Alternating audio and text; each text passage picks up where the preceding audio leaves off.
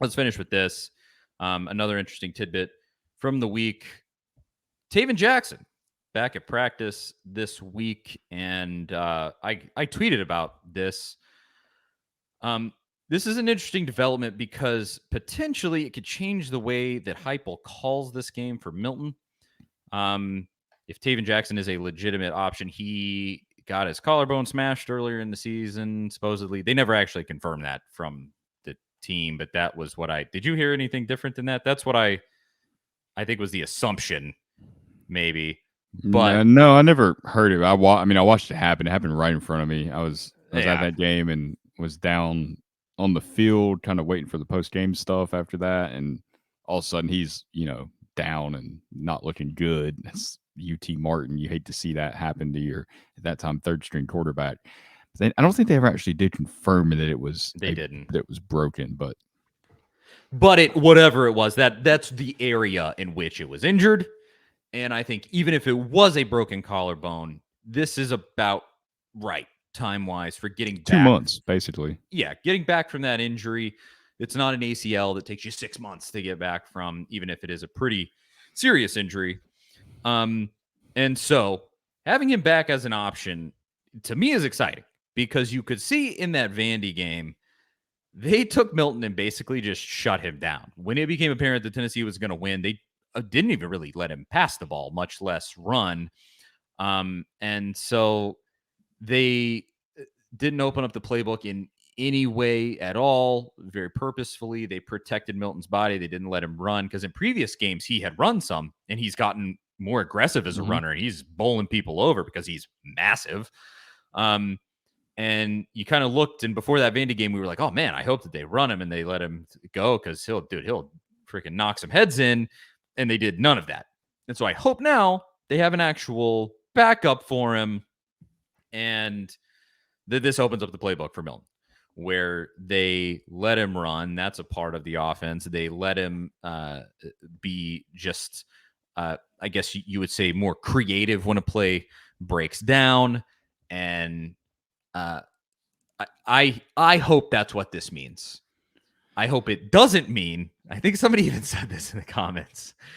That they wondered if Taven Jackson might come in and ball out, and that changes the offense. I hope it doesn't mean that, because if Taven Jackson comes in, it means one of two things: Milton is hurt, or Milton has sucked big time. And I don't want either of those things to happen because could mean that Tennessee's up like 35-0. That's true. That's true. That's a good point. You got to manifest that. Yes. Okay. That's what it'll mean when Taven Jackson comes in. It will be because Tennessee's blowing Clemson out of the building. It does also give Tennessee a small advantage over Clemson because look, you're one snap away from needing your backup quarterback. If Taven's not healthy, it's Gaston Moore, it's Navy Schuler. It's not a scholarship quarterback that you're putting in there. Taven's healthy. It's a guy it was a 4-star quarterback that's been in the offense since last spring, and we haven't seen him a lot, but he would be a pretty decent option on the offense. Clemson has a former 5-star quarterback as their backup, but he hasn't played like a 5-star. He's not. I mean, he was not rated correctly. And Hunter Johnson, who's completed 6 passes this year for 10 yards. That's not. It's not exactly what you're looking for. I mean, with DJ gone and Cade Klubnik elevated to the starter, I mean, this is their primary backup now, and he's a guy that was. I'd forgot about this, and you mentioned it. He was committed to Tennessee at one point way back in 2015, back when the world was a much, much different place. A couple of presidents Obama ago, administration was still in the White House. There was no pandemics, and it was a much different world at that time. Committed to Tennessee, decommitted, ended up at Clemson, spent a year at Clemson, transferred, set out a year, went to Northwestern for 3 years. Didn't really do anything at Northwestern. I think, let's see, 432 passing yards one year, 424 passing yards in 2021.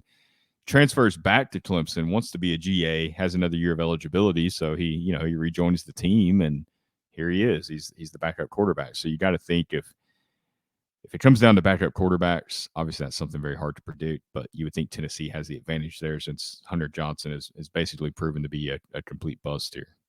Yes, I think it was uh, John Hall. Yeah, John Hill.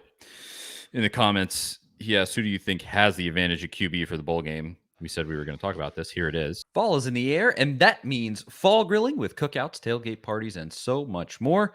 Luckily, the flavor experts at Omaha Steaks have made it easy to savor all the flavors of fall with their mouthwatering assortments of perfectly aged steaks, ultra juicy burgers, and easy to prepare comfort meals that are ready in a flash. And now is the perfect time to load up on all this incredible flavor and take advantage of 50% off site wide by shopping their friends and family sale. Go to omahasteaks.com and use my promo code VOLS, that is VOLS, at checkout and get $30 off your order. And guys, I've said it in these ads for weeks now.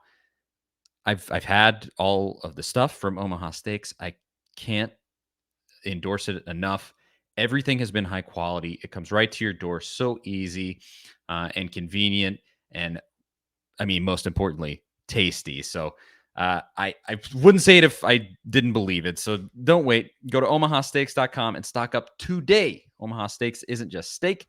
It's the best steak of your life, guaranteed. And don't forget to score that extra $30 off your order when you use VOLS at checkout, VOLS. Omaha Steaks is perfect for those chilly and busy fall nights. You won't come close to getting this kind of quality at the grocery store. Visit omahasteaks.com. Promo code VOLS at checkout. Minimum order may be required. Omaha Steaks. Man, that's tough. That it is really tough because we've mentioned it before. You haven't seen Milton completely unleashed. There hasn't been a game where he has come in and been given complete control of this offense and just been told, let's go. And in a meaningful moment, too. Yes. Because the only game he's played in full is the Vandy game and the Bowling Green game. There were two whole different seasons, so far apart in terms of his experience level in this offense. And so Klubnik, in the same way, I mean, he still has not played an entire game as the quarterback at Clemson, but he looked good against North Carolina. Now, North Carolina has one of the worst defenses in America this year. And so it's not saying a ton. They are one of the, I think, I would have to confirm this, I think they were one of the only defenses in America that had a worse pass defense than Tennessee. So, there's that. But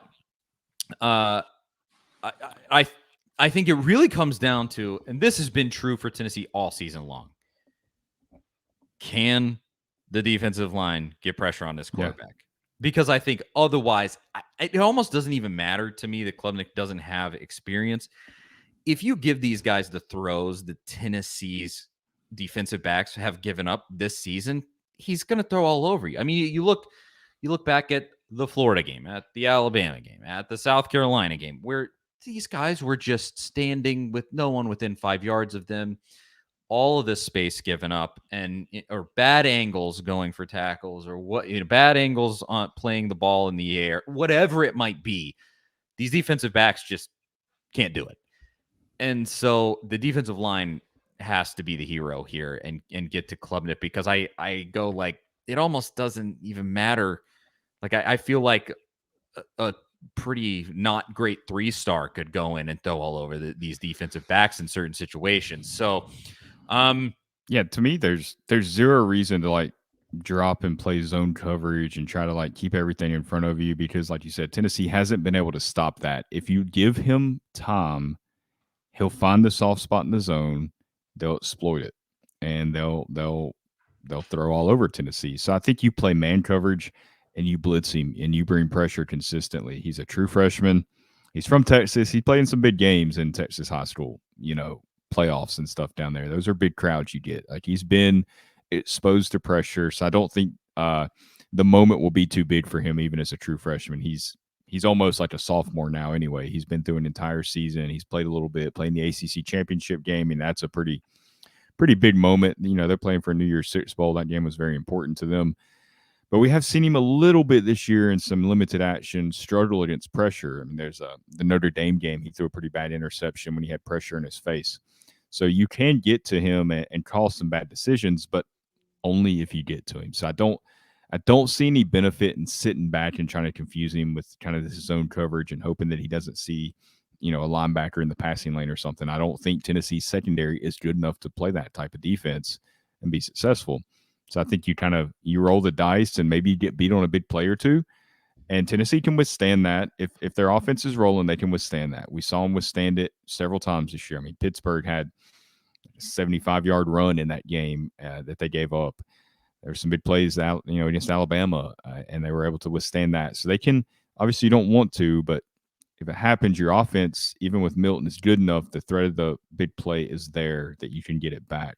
So I think it's worth it to roll the dice and just bring pressure consistently. I mean, bring it from different angles, different looks, mix it up, of course, but you got to get guys on him. So bring the extra guys. If your secondary is going to be giving up big plays anyway, you might as well try to limit the amount of time that the receivers have to get down the field and get open. Yeah, I mean, you just got to pin your ears back. I think it just seems like it's the only thing that has worked for this defense in any consistent way all season. I don't know why they ever go away from it. I mean, I'm not like totally out on Tim Banks because I know the personnel that he's had has not been probably what he wants to be able to run his system or what he wants his system to be. He's had to adapt to his talent level. But there's still like the South Carolina game and other games. His approach, it didn't make sense. And then other games, it was great, like the Kentucky game. I mean, he defended Will Levis perfectly. I mean, they did everything perfectly that game. Executed, great calls. The LSU game, great calls. And then I said Alabama game was more just Bryce Young being Bryce Young, I think.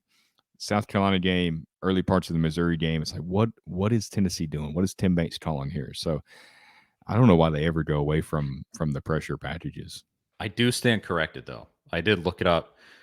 Tennessee finished the regular season at number 127 in pass defense. Out of what, 131?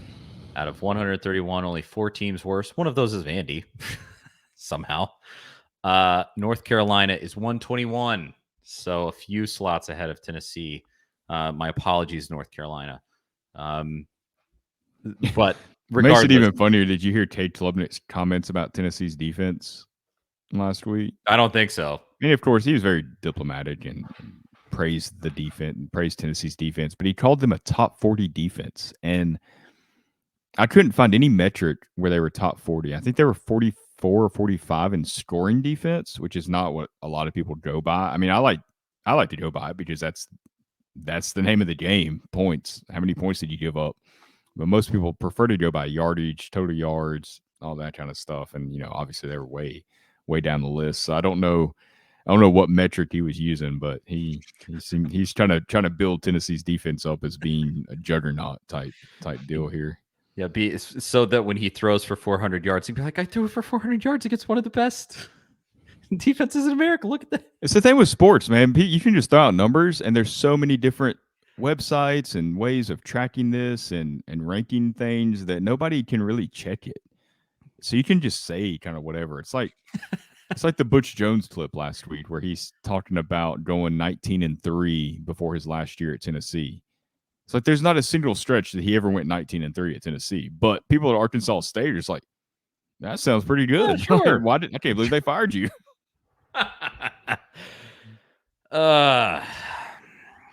Well, I think to wrap that up, I hope Tennessee has the quarterback advantage, but it's just murky, man. You don't know. Genuinely, you don't know what Milton is going to look like with the entire force of this offense behind him, and then just the outliers of it's Squirrel instead of Jalen Hyatt. Brew McCoy is going to be your number one guy. Who knows what that looks like? Because it could kind of go a lot of different ways, and hopefully it goes a good way for Tennessee. Yeah.